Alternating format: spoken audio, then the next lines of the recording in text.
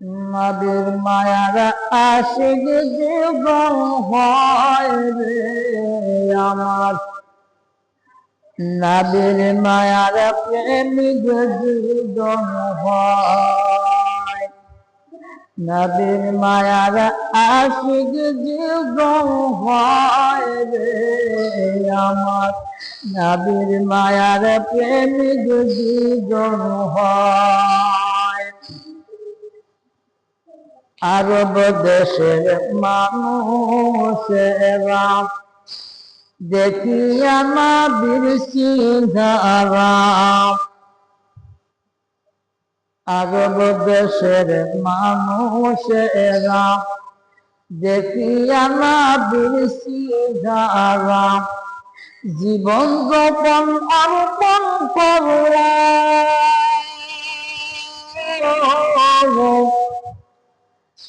নবীর আশিক ছিলেন কয়াস করুনি, বকির যাব বাংলেন শুনি। নবীর আশিক ছিলেন কয়াস করুনি, বকির যাব বাংলেন শুনি। সব খোলি পায় জুবা পাইয়া, সব খলিফায় জুবা আওয়াজ করুনি পায় রে আমার, নবীর মায়ার আশিক জীবন হয় আমার, নবীর মায়ার প্রেমিক জীবন হয় রে আমার, নবীর মায়ার আশিক জীবন হয়। নবীকে যারা ভালোবাসল তাদের জীবন আরব দেশের মানুষেরা দেখিয়া নবীর সিংহারা, আরব দেশের মানুষেরা দেখিয়া নবীর সিংহারা জীবন গোপন অর্পণ করল।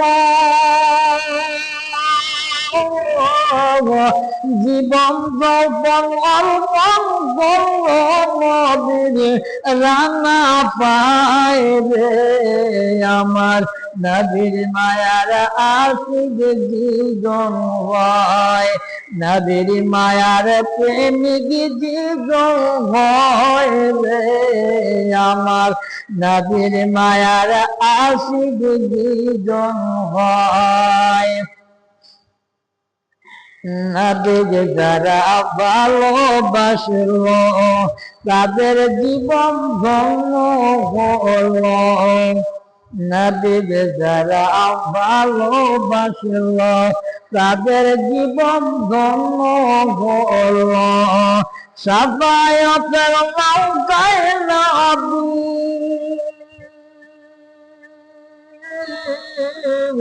শাফায়াতের নৌকায় তাদের ফুলে রে আমার, মায়ার নবীর আশিক জীবন হয় আমার, দয়ার নবীর প্রেমিক জীবন হয় রে আমার, মায়ার নবীর আশিক জীবন হয়।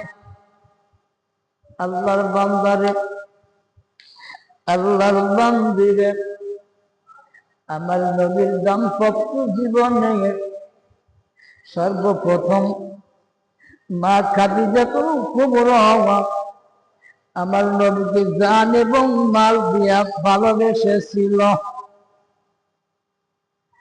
আমার নবীর দাম্পত্য জীবনে কত শত্রু, কত বাধা, কত কিছু প্রেরণ করে, কত কিছু অবাকি করিয়া আমার নবী মদিনার মক্কার জমিনে জীবন যাপন করতেছিল। নবীজির আপন চাচা আবু তালিব আমার নবীর কাজের সন্ধানে খাদিজাতুল কুবরার বাড়ি চলে গেলেন। খাদিজাতুল কুবরারে ডাকতে বললেন, খাদিজারে আপনার বাড়িতে কোনো মানুষ লাগবে কিনা, কোনো জনগণ লাগবে কিনা? খাদিজা বললেন কোনো মানুষের উপর দরকার নাই, তবে হ্যাঁ একজন মানুষের প্রয়োজন। গত 2 দিন হয়ে গেল আমার বকরি রাখাল আমার বাড়িতে নাই। আবু তালিব জাগা বললেন খাদিজারে, আপনার বকরি রাখাল গিরি করবার জন্য আমার একজন ভাতিজা আছে, যার নাম হলো মুহাম্মদ। এই ভাতিজার দুনিয়ায় বাবা নাই, দুনিয়ায় তার মা নাই, মা বাবা সারা জন্মের এতিম। এই এতিমকে তোমার বাড়ি রাখাল হিসাবে তুমি গ্রহণ করতে পারবা কিনা? খাদিজাতুল কুবরা বললেন হ্যাঁ, আমার কোনো আতিথ্যর কারণ নাই। আগামীকাল আপনার ভাতিজাকে এনে আমার বাড়ির কাজের জন্য রেখে যাবেন, আমি তারে কাজ গুনাহ বুঝাইয়া দেব। আল্লাহর বান্দারে, আল্লাহর বান্দিরে, একটু মন দিয়া শুনতে হবে। আবু তালিব আমার নবীকে পরের দিন সকাল বেলা খাদিজাতুল কুবরার বাসায় রয়ে গেলেন বকরি রাখালগিরি করবে। নবীজি বকরি রাখালগিরি করবার জন্য বকরির ঘরের চাবি কাটি পেয়ে গেল। নবী চাবি লয়া এইবার বকরির ঘরের দরজায় খুলবে। এমন সময় নবীজি লক্ষ্য করে দেখলেন বকরিগুলো, সকল বকরিগুলো মাথা মাটির সাথে লাগা দিয়েছে, 2 চোখের পানি ছেড়ে দিয়ে দিয়ে কান্দে। নবীজি বকরির ভাষা বুঝতে পারলেন না। নবীজি স্বাভাবিকভাবে বুঝলেন আমি এতিম বলে এই বকরিগুলো আমারে বলি পছন্দ করে না। নবীজি ডাক্তার বলেন বকরি দল রে, আমি এতিম মানুষ, এই দুনিয়ায় আমার মা নাই, আমি মুহাম্মাদের বাবা নাই, মাত্র গর্ব হইতে বাবারে হারাইছে, বাবা খাজা আব্দুল্লাহরে এক নজর পাই নাই। বকরি বলবে শৈশবকালে বাবাকে দেখবার জন্য শাম দেশে গেলাম, সেইখানে আমার মা আমিনার জন্মের মধ্যে ইন্তেকাল বরণ করলো। দাদার কাছে গেলাম, কিছুদিন পরে দাদাও মারা গেল। চাচার কাছে জমা রেখে গেলাম, চাচা আজ আমার চাচা আবু তালিব আমাকে অন্য কোথাও না দিয়া খাদিজাতুল কুবরার বাড়িতে আমার চাচা আমার জমা রেখে যায়। এ বকরি তোরা যদি আমার পছন্দ না করিস তাহলে আমি কোথায় যাব? কে আছে আমার আপন ভাইরা আমার নবী এই কথা জবানে স্থাপন করতে আল্লাহর জিবরিল জাগা বললেন ইয়া রাসূলুল্লাহ ইয়া হাবিবাল্লাহ, বকরি গুনাহ আপনারা দেখে ঘৃণা করে নাই, অপছন্দ করে নাই। বকরি গুনাহ এই বলতেছিল সর্বশেষ আমাদের রাখাল হিসাবে রাহমাতাল লিল আলামিন এসে হাজির হয়ে যায়। জোরে সোরে বলা যাবে নাকি একবার সুবহানাল্লাহ?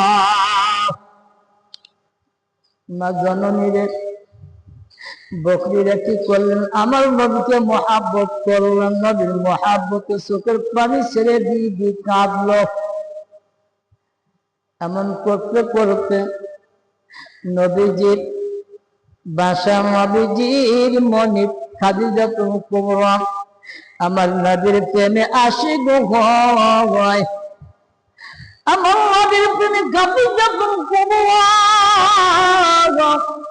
আমার নবীর আশিকে পাগল হইয়া আমার নবীকে প্রস্তাব পাঠাইয়া দিল, লাব্বাইকা ও কুরাইশের সন্তান, আমি আপনার একটা প্রস্তাব শোনাতে চাই, যদি আপনি প্রস্তাবে রাজি থাকেন তাহলে আপনার চাকরি থাকবে, আর আপনি যদি প্রস্তাবে রাজি না থাকেন তাহলে আপনার চাকরি জীবন করে চলে যাবে, আপনাকে রাখা হবে না।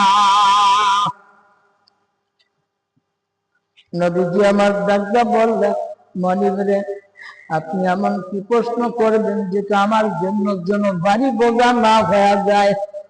আপনি মেহেরবানি করে প্রশ্ন করুন, আমি দেখি আপনার দাড়ি পূর্ণ করতে পারি কিনা। খাদিজা আমার নবীকে মহব্বত করে বললেন, ও কুরাইশের সন্তান, আমি একে একে 3টা স্বামীর ঘর করেছি, আমার একটা স্বামী এই দুনিয়ায় দেশে নাই। সর্বশেষে আপনারে আমি স্বামী হিসাবে আমার পাশে পাইতে চাই। আপনি যদি রাজি থাকেন তাহলে আমি আপনাকে স্বামীর বরণ করব। নবী আমার গার্জিয়া বললেন, মনিব রে, আমার তো একজন গার্জিয়ান আছে, আমি রাজি আছি, তবে আমার গার্জিয়ানের অনুমতি ছাড়া আমি আপনারে শাদী করতে পারবো না। জোরে সোরে বলা যাবে নাকি একবার সুবহানাল্লাহ?